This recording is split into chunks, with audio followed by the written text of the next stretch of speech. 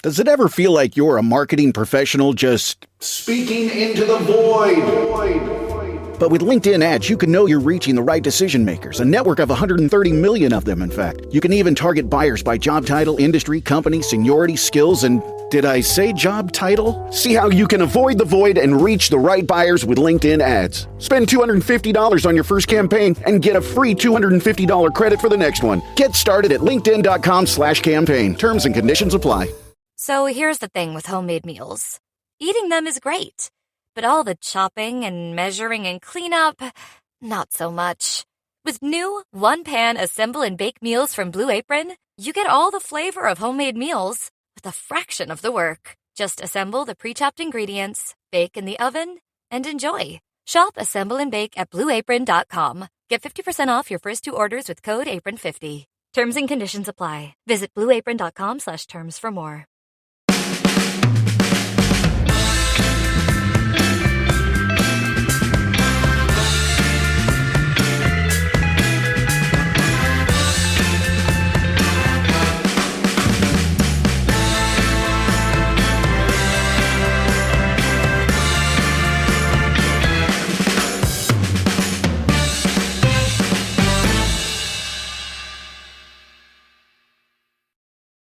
Welcome to No Question About That. I'm Ed, today with Wayne to discuss United's defeat again to Wolverhampton Wanderers.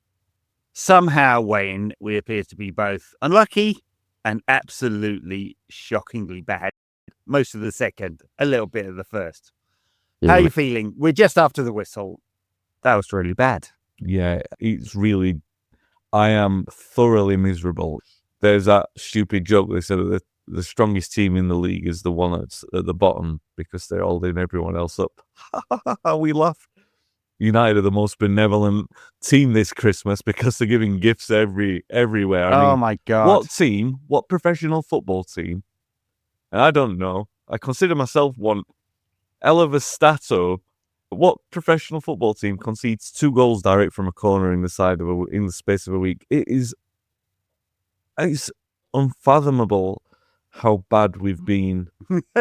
Yeah, it's really bad. It's a great stat. I haven't seen anybody on the internet come up with an answer to that one. The last time that happened, I mean, you see clips on socials of people either doing it as a trick on the training field or some ridiculous Sunday league that wouldn't have looked out of place in the Sunday league, either that one or the one against Spurs, other than there's a stadium and a bunch of people.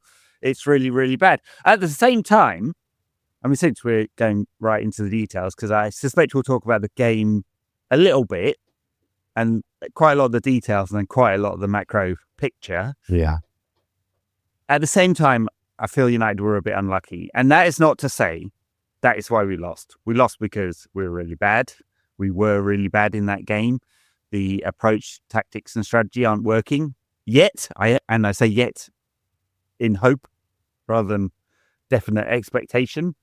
I think there's a direction of travel, but I'm not sure. But the unluckiness comes in that the PGMOL, after Arsenal were crowding keepers last season, basically ruled that out and said you cannot obstruct a keeper and that will be a foul every time. And we've had 2 instances in a week in which there are fouls on the keeper, right? Now, you can say also at the same time that Bayindir last week and Onana this week should be way, way stronger. And there's just absolutely there's a League 2 keeper should not concede that at all, right? Got to be stronger. You have the advantage of arms, which in most cases are quite long for goalkeepers, and you should never concede that. And then the second unlucky thing is Bruno. Well, I mean, sometimes refs would give those both as yellows. Yeah. Right. I think the first one is extremely marginal. Yeah. Like, I mean, I wouldn't give it. Not that I'm a qualified ref, so my view is worth absolutely fuck all, as in most things about football. I don't claim expertise. I thought that's very marginal. What you qualify as a qualified ref. Do you know what I mean? I don't think you're that far off, to be honest, Ed. Yeah, maybe I should. I don't know. Am I aged out? What's the ceiling on being a Premier League ref? I don't know about that. I mean, I think you've probably got better understanding of the general rules than many of them, which is... Yeah, follow their own. They just need to follow their own rules. The Bruno one, there's no way of kind of checking that. If I won't check a yellow card, and of course it's kind of subjective. Was there a foul there, and how serious was it? The first one is extremely soft, and the second one is kind of dumb on his part because they make the tackle. No, absolutely no need, but there's barely any contact at all, if any. It's just like not much there at all. So I feel like United unlucky in the details, but in the bigger picture, just absolutely dreadful in this game. I mean, Bruno was off it before he got sent off anyway. Yeah. It just didn't appear to be working for him. And he's not doing the thing that I think we need him to do in that position, which is a question, isn't it? Yeah. And the rest of the team just didn't seem to work. Colby had a second mediocre game in a row. Not going to freak out about that, but it wasn't awesome. No. And none of our other forwards did much either. Højlund spent most of the game moaning.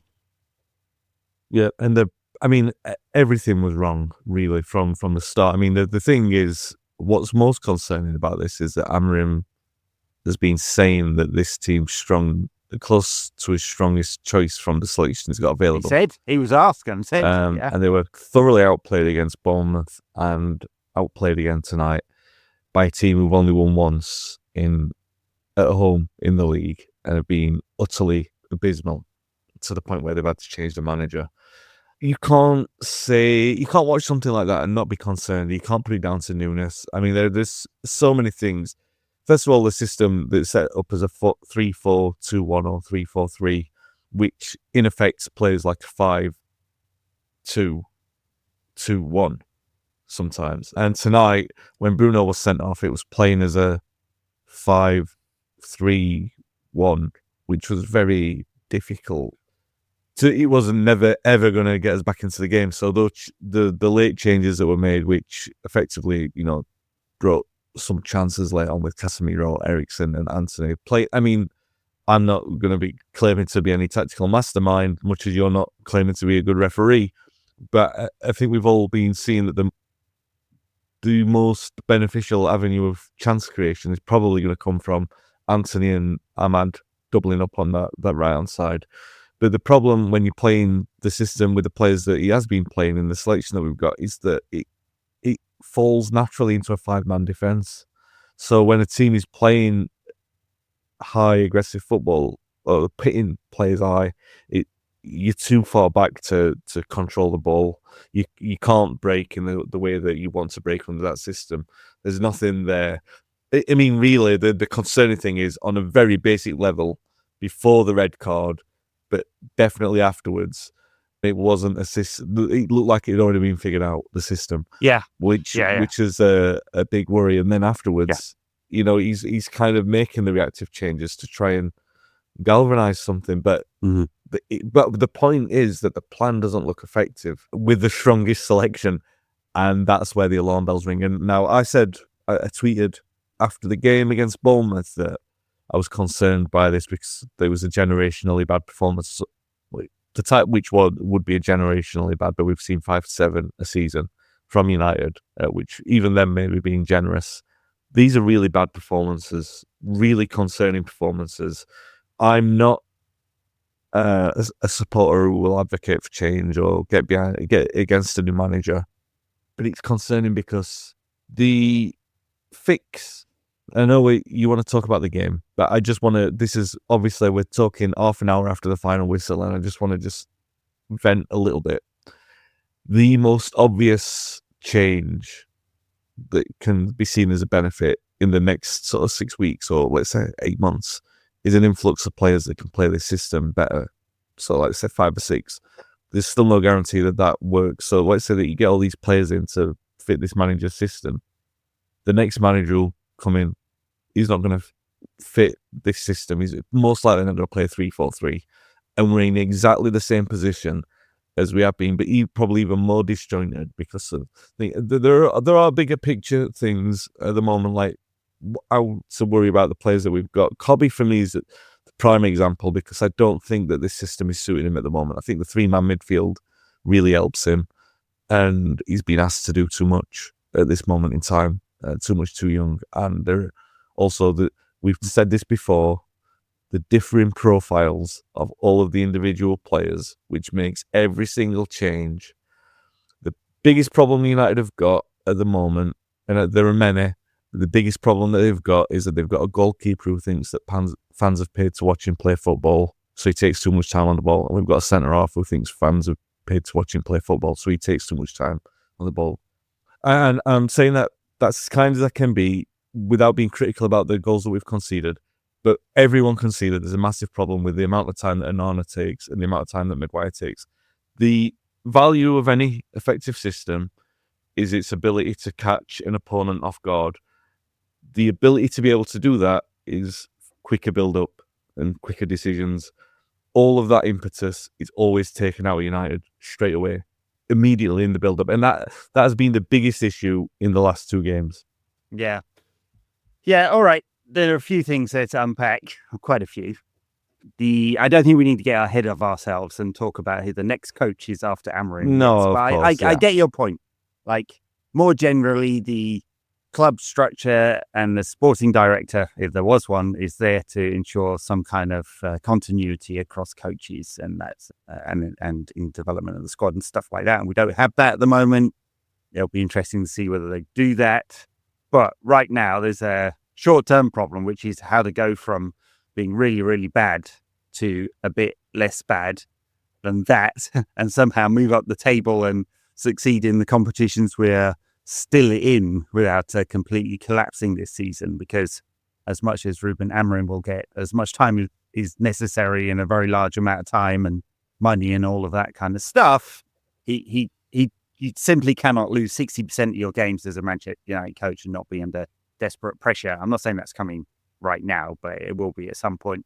On the team, I mean, you mentioned quite a few players and the structure and who suits what. I think at least two of the midfield four, so the 4 and the 3-4-3, will be changed, and those are the two wing backs. I, like you, do not like Dalot and Mazraoui as the two wing backs in any context, let alone against one of the worst teams in the league.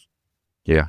It causes two problems. One, on the left-hand side, Dalot, he's not going to go wide and create that extra man, right? So, which is, if you look at the sporting systems, they're able to create overloads with one of the wide 10s and the wing back all the time, right? Yeah. It's and necessary. A lot of cutback goals as a result. United not going to do that. Dalot does not provide that from that position. Mazraoui just doesn't have the kind of physicality. Very interesting and intelligent footballer, Mazraoui. I don't think that's a position that particularly suits him, honestly. So I think I'm a bit weaker there. And then the third of potentially three changes is Kobbie Mainoo, who's going to need to be more progressive with the ball. I've said this over and over again, and there's been more talk from some of the tacticos about that now, some good breakdowns. He is not going to last in this system if he's just one more pivot, making a lot of interceptions. That's great, but we need to be able to move the ball out of that middle third into the final third, and we can't do that with that 4-man midfield. Not just his problem, but it's one thing that has to happen. So you've definitely got that problem. At the back, I mean, you're right about the slow build-up. The outlier, the wide of the three are the two that typically make the most progressive passes in the Amorim system. It's not the middle centre back, but it's very, very skewed to Martinez at the moment because he's the best passer of the three, and he's been in a bit of a funk. Perhaps only had one good game this season, which was against Manchester City, fortunately, but he makes a lot more passes than any of the others, and he makes them more quickly. Maguire makes passes, but he makes them very slowly, and Lenny Yoro is still finding his feet at the club. So there's problems there. And you move forward, and you just don't see where the goals are coming from. I mean, I know Amaz had a really good season, but he's got, 4 goals in 20 games or something like that. He's not a big scorer, never has been. He's a good creator. Bruno isn't scoring. He's still trying to work out what kind of role he has in this team. People will be very frustrated with him after this, and there'll be a lot of nonsense talked about online, but you can ignore most of it. He's the ultimate creator, right? He literally creates more than anyone else in football in any league anywhere. And so you want him doing that, but he's often in the wrong position in this system. That's where the foul came from, the second foul, right? Yep. And then Højlund, incredibly raw and just not scoring enough goals, not getting in the right positions, not getting the ball enough, moaning at his colleagues all the time, like constantly. Not a good look, honestly. And Xerxes, he's just not a striker. Fight me if you want to argue that. Anyway, I've just picked apart the entire team there and ranted about them. So, sorry, hand it over to you. No, I'm just going to pick up with the others. I feel like they're being very harsh, but like Garnacho doesn't suit that system. Well, I mean, he's got the abilities to play in the system, let's say, but the way that he has played when he's been in the United side so far, you're going to need a different skill set to benefit from that system. Yeah, for sure. Ireland, where we saw the progression of him under Ten Hag, I do think we did see that. I feel like it's probably stepped back a little bit while he's learning to play in this system, and he just doesn't have. You mentioned earlier about, and I feel like we're on like a slightly different side of the coin. Let's say the middle of the coin's there, and you're on this side, and I'm on this side, and this coin is the physical strength of the players and how necessary it is. And I feel maybe I've been a little bit too harsh. You mentioned there was a goal that we conceded against Arsenal where Højlund was objectively fouled in the build-up for that. And I said afterwards, when we were talking about it, that I felt like he was probably a bit weak because he'd done something earlier in the build-up, typical of him, where he'd sort of like gone for a 50-50 and he was way too weak on it, on the ball. And then again, this is what I'm thinking about the goalkeepers, is that, yeah, all right, you can say that there's contact there, there's a challenge made, but it's also not a non-contact game. That's kind of where our goalkeepers are towing the line a little bit, saying like, well, we've been told that it's no contact, but we play like that. All of our players play like that. All of them, the way, and I don't like saying soft, but we go looking for the easy way out all the time. They go looking for the foul, and really now we are playing in a climate where fouls, you pull back for a foul now. You know what I mean? If a big decision, they'll always pull back for it. So you don't have to exaggerate most of the time. And then the 50-50s, if you show yourself to be weak in possession, the referee is going to analyze that as part of his coverage of a game to think that player is generally weak. So if they miss that challenge or they miss this or that challenge, if it is involved in a crucial decision, it is going to go against you. I'm saying that about the decisions. Except if it's an honor. No, yeah. Yeah. Sorry, just to finish the point on that, I'm saying that about the decisions, but in the general run of play where where you're not looking for decisions and you are looking for your inner strength, for your inner self to be able to influence the game, Ireland is just way off it at the moment. Xerxes further off it. He influences games in a different way, sometimes positively for United, in a way that Højlund doesn't. But the alarming lack of presence that United have got there at centre forward is just one of the many issues that we've got at the moment. All over the pitch, actually. It's not a very physical side, not very big side. I'm sure they'll look for some physicality when they think about those wing-back positions and central midfield. It is a small, fairly weak side. The Onana one, I'm just trying to, like, as I said, I thought he needs to be stronger for sure, but I'm just trying to work out what context anywhere else on the pitch that's okay.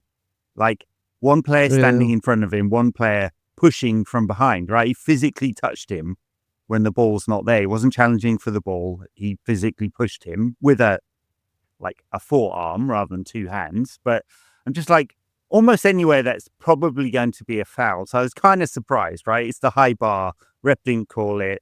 VAR's not going to change it. So I'm going to give him some benefit of the doubt there. Not much, honestly, but some. Before I get 1,000 YouTube comments with some snarky reply. Yeah. No, but this is what I mean. Like, I'm being a little bit harsh on them, but harsh in the context of all over the pitch, we're just not strong enough, and they're not giving the referee an excuse to disallow it. Really, they're being too soft in the general play, looking for things that aren't fouls elsewhere on the pitch. So in the critical moments where they look softer, I don't know. Yeah, I'm with you. I'm with you that like there's a fair chance that in any other United just had rotten luck with that that kind of statistic of 2 corners going straight in. But really, there are so many things that go wrong for a corner to fly straight in. The only anecdote, and I was trying to think of this, the only story that I've got that relates to 2 things like this in United's entire history is when George Best scored direct from a corner against Ipswich. And this is, so you know how long ago that was. And Bobby Robson, I think, was manager of Ipswich at the time. It might not have been Bobby Robson. That seems quite early for Bobby Robson. The Ipswich manager at the time complained. Ron Greenwood? It could have been. I'm going to say early 70s or late 60s. It was definitely after the European Cup. Anyway, so he scored out from a corner. The Ipswich manager had said, I don't think he meant to do it. So a few weeks later, United played Ipswich in the League Cup. They actually played them back twice at Portman Road, I think it was. Anyway, twice in a couple of weeks they played him. And then he went to score direct from a corner again, but it hit the post. And Best ran up to the manager, kind of like going, showing you that I meant to do it. But that's the only time in United history. And now I'm trying to think of something positive to add in, and that I'd have to go back 50 odd years for it, Ed. It is bizarre enough to write off as a coincidence, to not write off goalkeepers critically in that kind of way. I just think it's indicative of a general malaise in the team performance as well.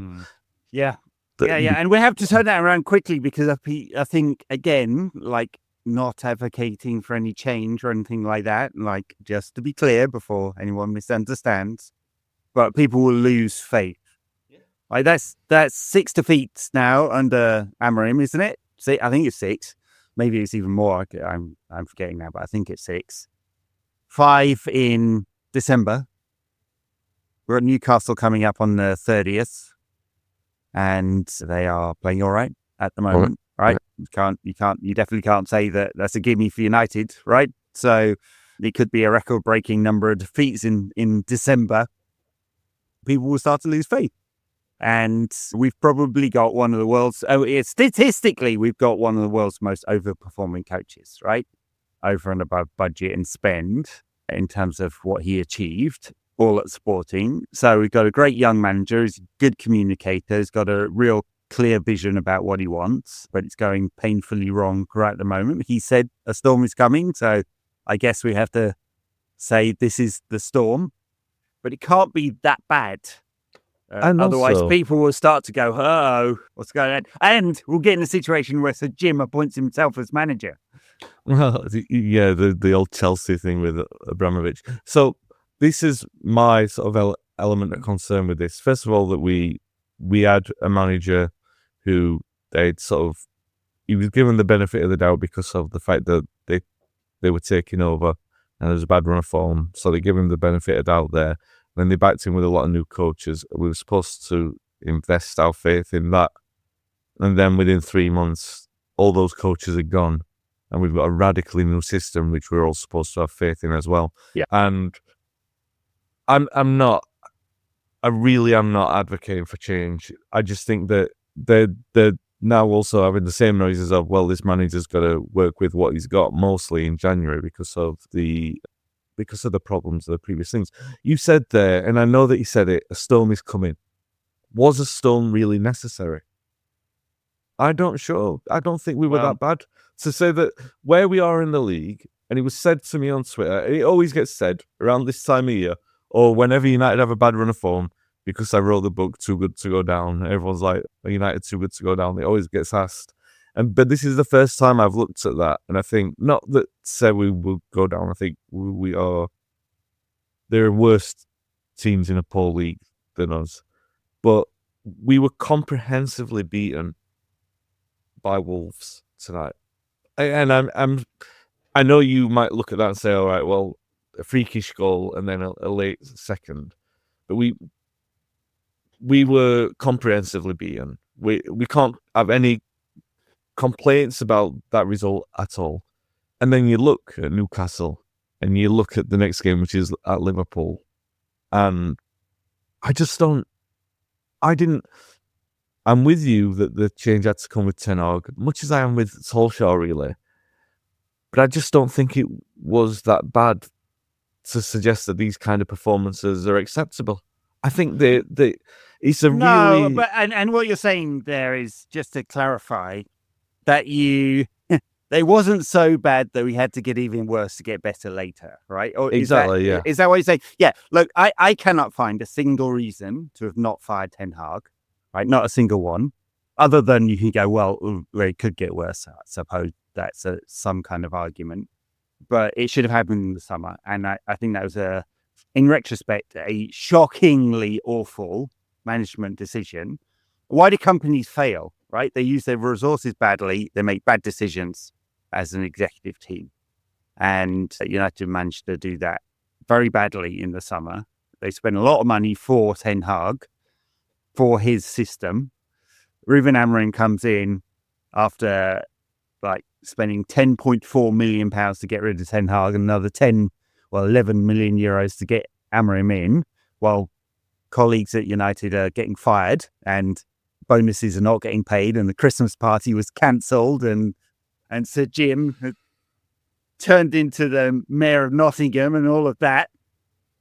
So it's like coming to this environment where everything is going wrong, and Amorim says, yeah, well, we've got to change it all around. Now, I have sympathy for him because I'm not sure what benefit there would have been to him to go. Like, once you've said, hey, we're bringing in this manager and he has a certain kind of system, if he had just deployed the old system, 4-2-3-1, and played counter-attacking football, which this team has been best at for the last 6 years, since Solskjaer was appointed, at some point he's going to, would we say, well, yeah, we're writing off the rest of the season, we're going to play this old system, and then in the summer, he's going to flip over to his new system.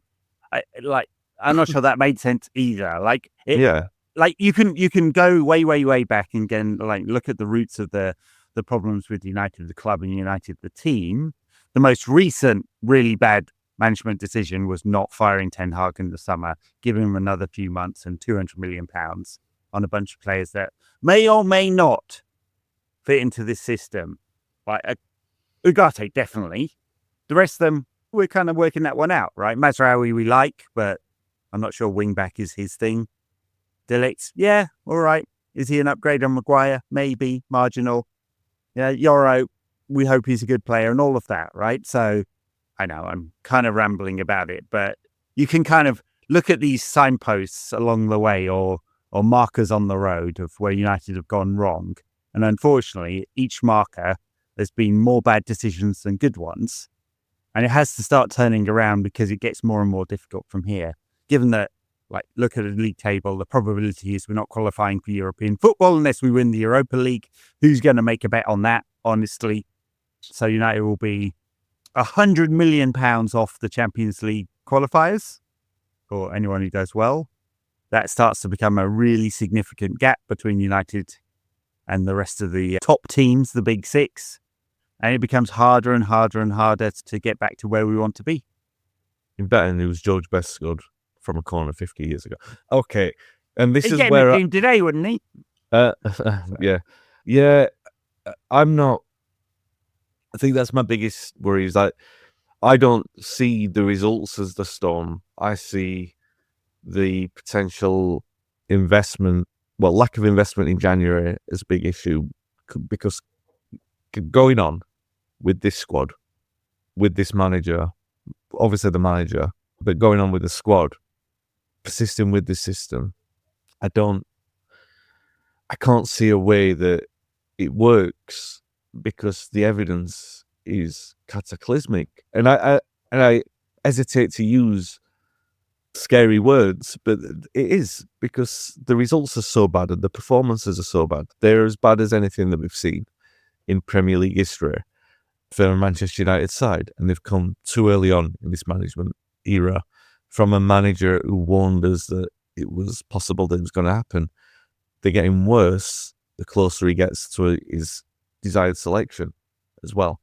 So what does that tell us? It tells us that he is not familiar with the restriction inability of these players to play at this level as we are.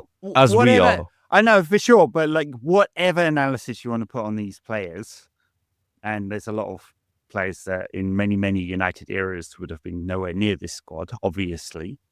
They are not the 14th worst team in this division.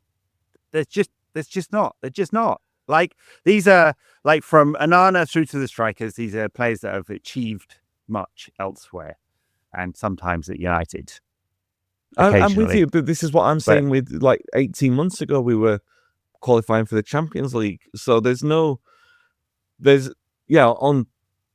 the basis of, like, you look at the quality of them as individual players, but then our issue with them has always been, are they players who find excuses collectively? It's very difficult to level that when there's so much turnover in a squad, because then you start saying you give players a chance, don't you? And then really, and I feel irresponsible in some regard that wear a voice box in terms of, like, or an echo chamber, that, like, people will listen to us and think that our opinions are reflective of a greater percentage. In as much as we will dig out familiar culprits like Maguire, like I just have done, and I feel guilty for doing that, because, like I've said before on this podcast, that there's a point where it comes where you stop criticizing the player, because it doesn't do anyone any good to keep pointing out a player's not good enough, because really it's not a criticism for Manchester United for a player, really, because what you want to be saying is it's a good thing when a player does well. It's a big stage to fail on.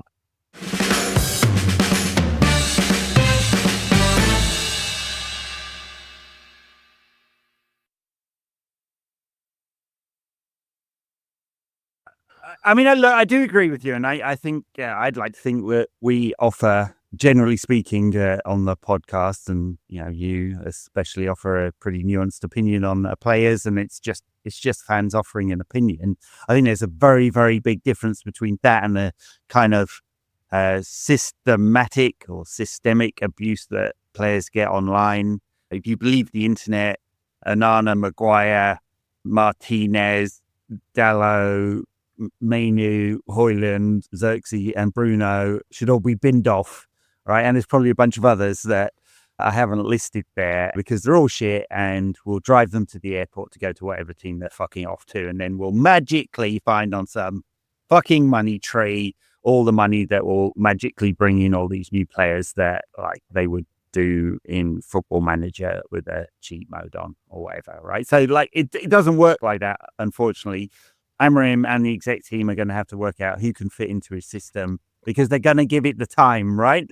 And who are the players that are going to work, and what kind of trading they can do. And let's be realistic, at best they'll make 4 or 5 new signings in this cycle, and they will know much more than we will do, because honestly we don't see most of the costs broken down, like what the FFP position is and what they can actually do as a business. I did see a Swedish Rumble did a thread yesterday, I guess it was Christmas, like guesstimating what United could spend. And in one sense, yes, you could, given you break down the costs over a 5-year period, spend a huge amount of money in theory, but you wouldn't be able to spend anything for the next 3 years after that, right? And if you get it wrong, good night, right? So we are seeing the result here of horrendous recruitment. Like, there's a bunch of other mistakes, but that is one of the really bad ones. Over and over again, I get a very small percentage of these right. Now, the recruitment they made in the summer may or may not work out. We're hoping they do, but it's like fingers crossed. The recruitment under Ten Hag was almost universally bad. I mean, I hope some of them come good. So 331 million owed, right? Add whatever you want to spend on top of that, and the very little money you'll get for players who are underperforming when you try and ship them out on massive contracts, and you've got a fucking shitstorm. Yeah. And that's very, very, very hard to get out of. We could do with a under-18s miracle, is what we could do. A la Barcelona. The 3 or 4 players, the first 3 or 4 players that he brings in have got to be so critically important to the improvement of that system.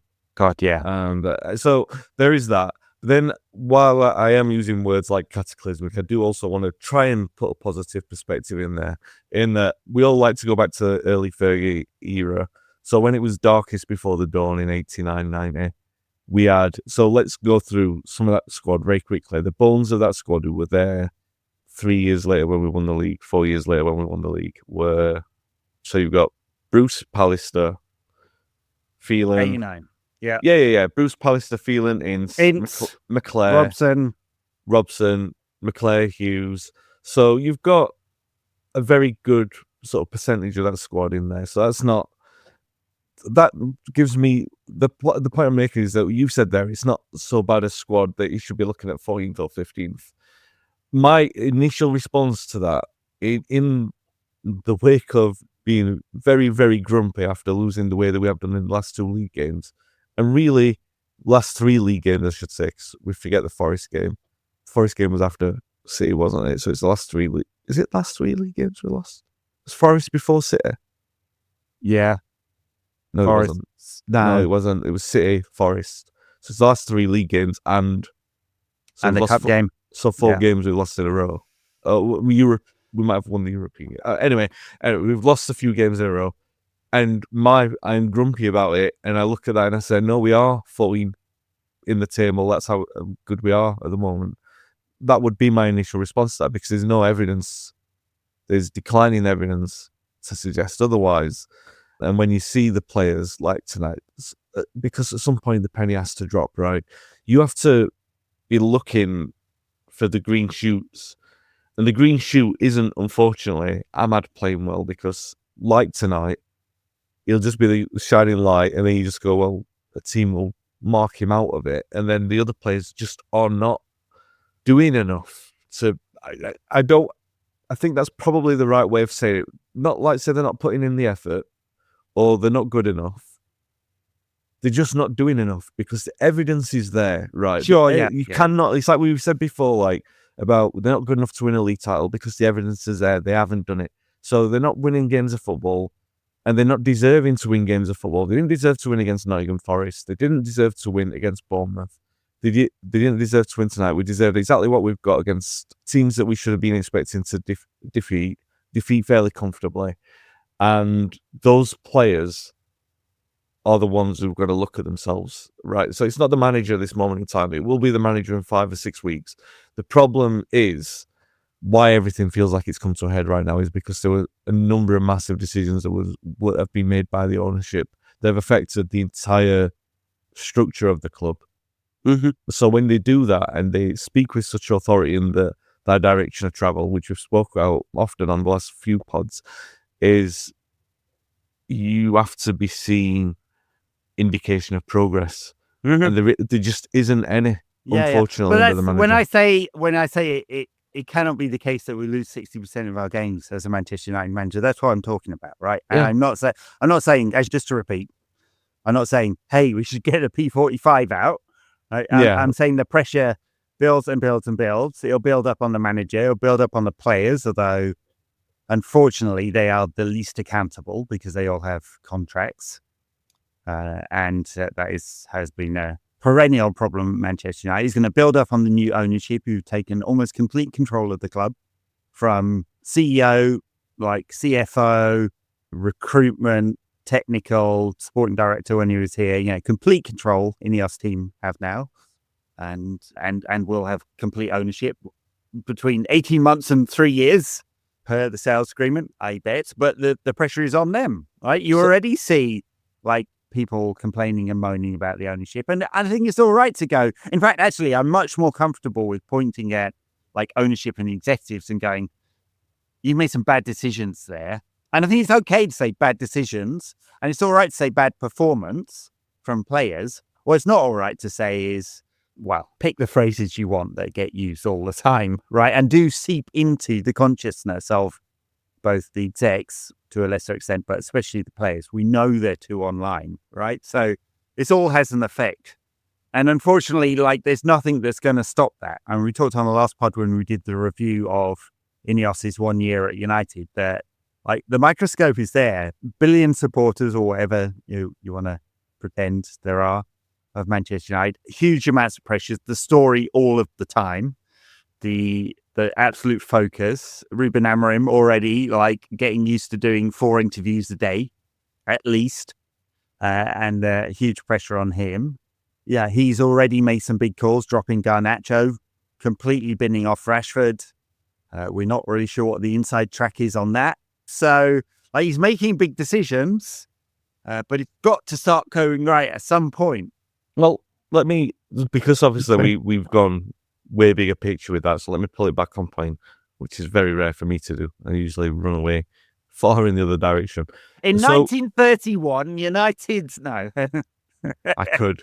You could. Now, considering what he has said about this being closer to his first choice team, considering how far we've turned in terms of performance, do you think he's going to reanalyze that? He's obviously got to change it for Newcastle because Bruno is going to be out. So you would suspect Garnacho will start there, whether or not there's some kind of different directive as how to get the best out of him, whether or not there's different in terms of getting Rashford back in the squad, because these are all now sort of consequential decisions of what's happened with Bruno today. So what does he do now? Does he go like, this was the team? Do I double down and say, once Bruno's back, I'm still going to persist with these players in this team until he gets right? Or is he just going to have to sort of take a step back and say, it didn't work? I got that wrong. I don't think, Ten Hag was ruined the moment he dropped his philosophy and picked another one up. Right, ruined. He was goner at that. I don't point. mean philosophy. Yeah. I mean, like, go, by all means, go with the system, but like the selection. No. I don't even mean just the system. We're going to get 3-4-3. That's a given. That's a picture. He's very confident about. That's what he's going to do, and I do kind of agree with that because if he just flip flops on that, he's never going to get. He's going to be starting afresh every single time he flip flops, and that's where Ten Hag had a problem. No, I mean, just like his philosophy in terms of the principles of play, which he talks about as the guiding light. And that's much more important than like when you have a 3-pass move, which player is in zone 14 or on the inside or the outside of the fullback, and is where do you have your overloads and at what point you get switch play and like all the kind of technical stuff, right? So the principles of play, right? He's got to stick to that. That's the most important thing. He can swap players in and out. The squad is his squad. If they pick up a left back, which I don't know about you, but I'd heard from a few people that they might be close to doing a deal on the left back for January, then great, fine. It's not going to be transformational, but it will give United an extra option. We'll stop playing Dalot on the left, right? So he can tinker with the players for the next game and the coming games, but I don't think it's going to be radically different. And a radical change, right? That's just going to be what it is. They have to learn the system. They have to perform better.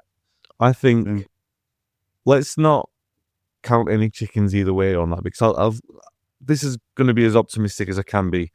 You can bring in a basic, skilled left-footed defender, identity unknown, but we brought in Eriksen for nothing, right? And the exponential improvement that he brought into the midfield as someone who can just create football, create chances, move a ball around, and we got him for nothing. So there's bound to be players out there that you wouldn't think will make such a profound difference.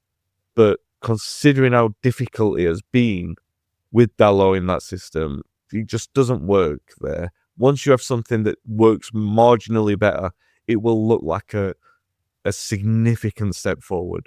So that's as positive as I can be. And that doesn't mean that that doesn't equate to me being extra critical with Dalot. It just means that, all right, once you get someone in there who can do the basic things that Amorim wants them to do, I think that we have to be optimistic that those will be those massive stride forwards in the short term, because they just can't do. You can see that that's a side that's struggling to do the basic things, because that's why we're losing embarrassingly in the way that we are losing. Sure, yeah. And I wish he had more time on the training field. I wish he had more time to do things like work out how to defend set pieces so we don't give away free goals all the time. I mean, and how to build up with our 3-man defence and 2 in the pivot, and how to move from the middle third into the final third so we're creating consistently good chances. Like there's no point looking at the chance creation today because obviously half the game was played with 10, so game state and all of that, but consistently not creating good high quality chances, right? There's loads and loads of problems. Square pegs round holes all over the place. Now it's fairly obvious that, and we said it actually right from the beginning, that we don't have the wing backs. We don't have the wing backs, and we have a lot of wide forwards that aren't suitable for those sort of inside inside tens, the double tens. He's binned off 2 of them, Garnacho's on the bench and Rashford's completely out of the squad 4 games in a row now. Bringing him back, whatever we think of Marcus as a person and a player, positive, negative, whatever, bringing him back won't be transformational either, right? So, and then you've got a couple of strikers who don't score goals, or nearly enough of them. And so problems all over the place and no time to coach at all, really, because of the amount of games. The other thing with Rashford, very, very quick diversion, is that it's very much like the Ten Hag, Ronaldo, Sancho thing. It's the big early decision that he's taken with a player.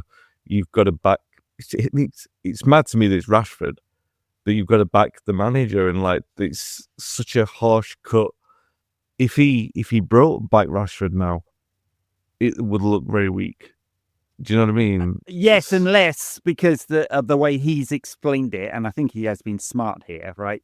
Ten Hag couldn't communicate at all. I don't know what his pillow talk's like, but I bet it's dreadful. Whereas Ruben, it seems like Ruben would make you believe you're the most special person you ever slept with, even though his body count is no doubt extremely high. Sorry.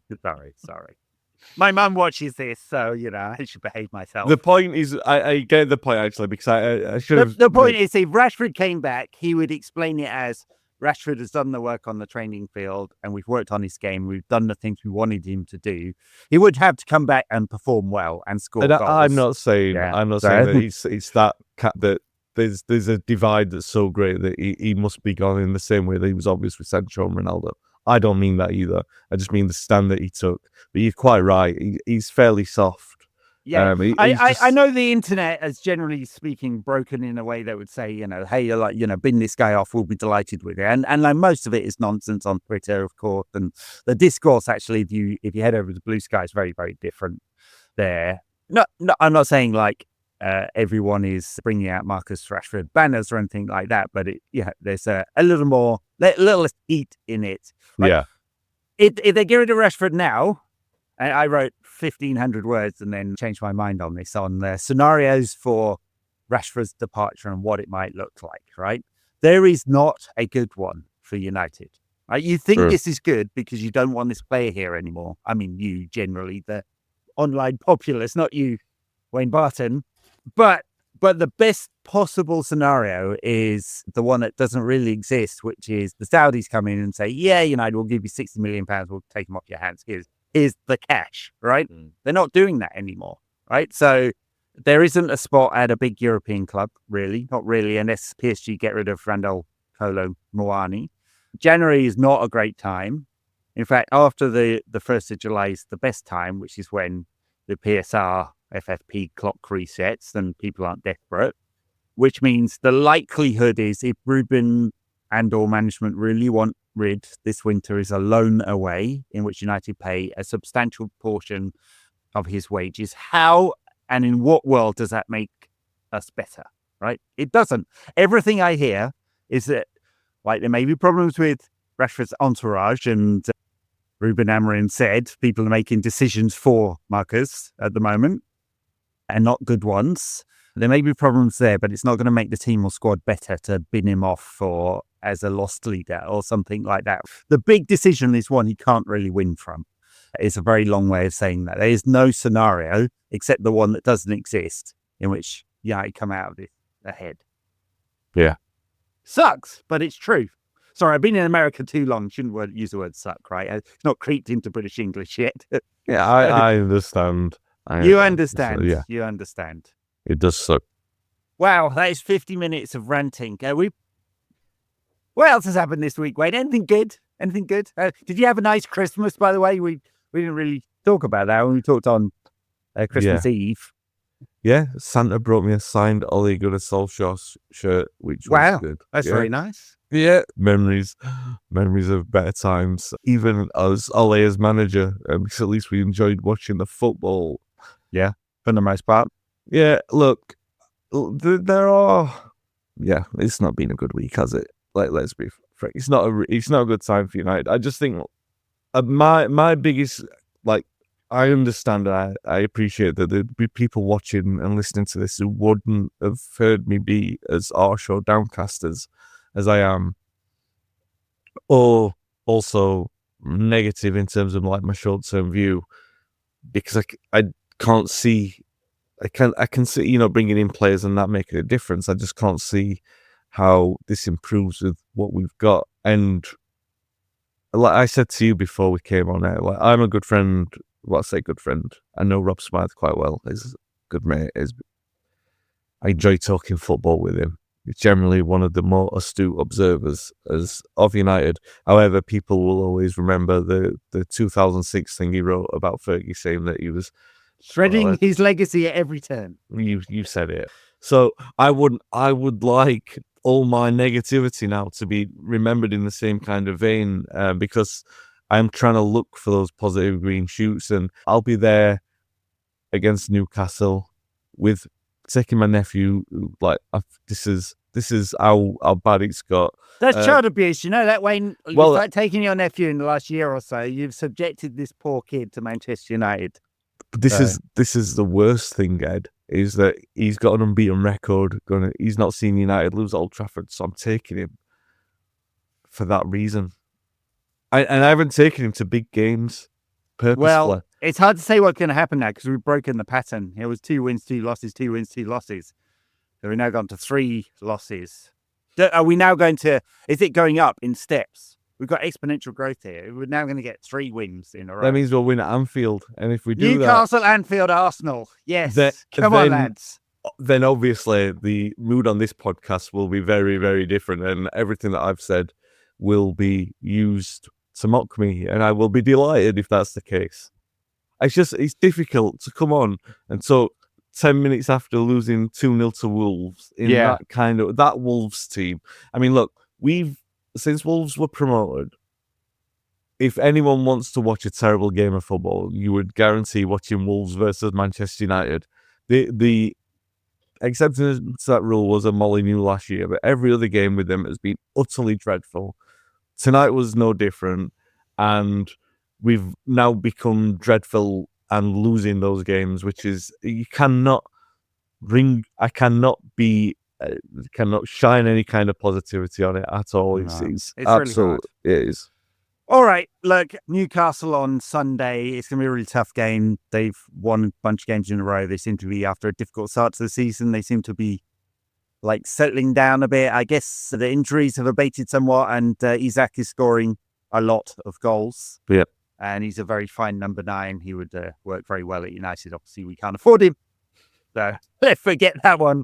T. Gordon scored again today as well. So they've got a very... And Tonali's back. And he's kind of interesting one, Tonali, because of the 2 inter midfielders, Barada and Tonali. Barada is just like so much better as a player. But Tonali seems to have settled in quite well to that sort of deeper lying playmaker. And Bruno Guimaraes is a legit excellent footballer, world class, I'd say, or on the verge of being that. He's absolutely everywhere. So they've got a very nice balanced team, I think, and one that hasn't scored loads of goals this season, but hasn't scored too many stupid ones. There's conceded too many stupid ones either. And so set up well to cause United all sorts of problems, I'd say. That's not a super deep analysis of the game. We'll probably do another pod on the short pod to go into more depth. But I see nothing but problems here for United. And that may be that we're talking an hour after this disaster has finished that is clouding my judgment. But also, I think, objectively, they are balanced and set up well to cause United quite a lot of problems. Yeah. Oh, well, I think like your tactical analysis is right of like Newcastle being able to do that. And I look at Eddie Howe brings teams to Old Trafford. They are horrible to watch. But now they've got that added basis. They've got that added basis of they can create problems. And we saw them in the League Cup last season, battered us at Old Trafford. They could easily do that. My tactical analysis is I'm taking my nephew to the game in the hope that his winning streak can continue. However, that's hope and not expectation. That's the state that we're in. He's like hoping for something. Really, the kind of chaos ball that we're not used, you don't want to see this early on in a managerial reign, right? So it's curious to. This is why I'm talking about the players that he's going to choose. Does he back down on that and say like, that midfield selection is not working, the defense isn't working in that?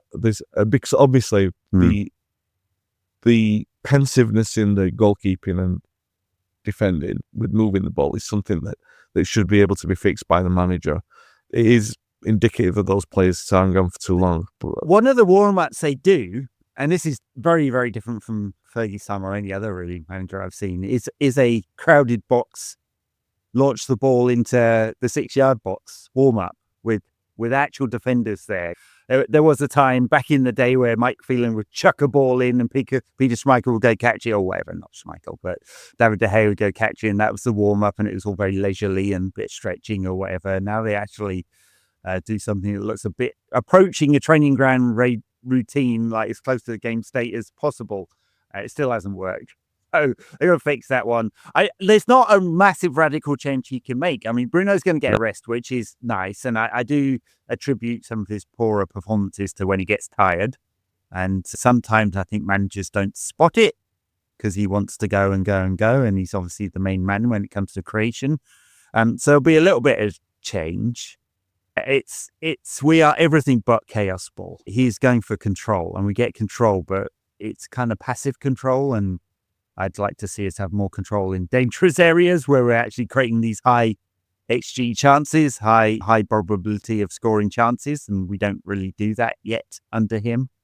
And I'm not sure that changing the personnel will necessarily change that. I don't know what he's going to do. Manu could probably play quite a few games, still looking extremely rusty. I wouldn't be surprised if he drops out, but he clearly doesn't trust Casemiro and Eriksen. What's the other option in central midfield? Does he change it around and move Ahmad back to right wing back and Mazraoui back into the back three? Possibly. Højlund seems to get dropped after every couple of games, and Xerxes comes in. Wouldn't be surprised if we see that. Doesn't look like a player's going to score goals to me, but he's got a few this season. Yeah. So, but that's all just tinkering around the edges. Not going to change the fundamentals. So I'm just hoping the details go right. All right. Before we go, a few announcements. I turned on ads, Wayne, and I've had a few complaints. Acast keeps putting them in the wrong place. I'm sorry to do ads. I just feel like we've got a lot of co-hosts on this pod, and I'd like to pay for their time. And that is not really to fill my pocket, but just to make sure everyone gets a little bit to recognize that, for the most part, actually jobbing people in the world of football. It's fair to pay for their time. If you want to support us another way, you can leave a review on Apple. I don't ask for that very often, but it is useful in order to expand the audience, or you can support us on patreon.com or Apple Podcast Subscribers Edition as well. Thank you very much, Wayne. Thank you, Ed. Sorry to subject you to 2 pods in 3 days of us bitching and moaning about Manchester United, but hey, what are we going to do? We're going to do that until they carry us out in a box, aren't we? Talking about it is a therapy of trying to get over what we experienced. So it's a communal thing, right? We're all in this together, everyone listening. We're at least able to sort of like trying to find some sense from it from each other, like trying to like, it's good to talk to you because I think you give me a different perspective. I think, oh yeah, it's not as bad as I was thinking an hour ago. Fortunately, we've not been able to do that this weekend because I'm still pretty bloody miserable, and I don't think that anyone listening to it will be any less miserable. But that's what happens when you lose 3-0 to Bournemouth and you lose 2-0 to Wolves. Yep. Life is bloody tough, no matter who you are in the league. Very true. Especially for us. Thank you, everyone. Thank you, Wayne. Bye now.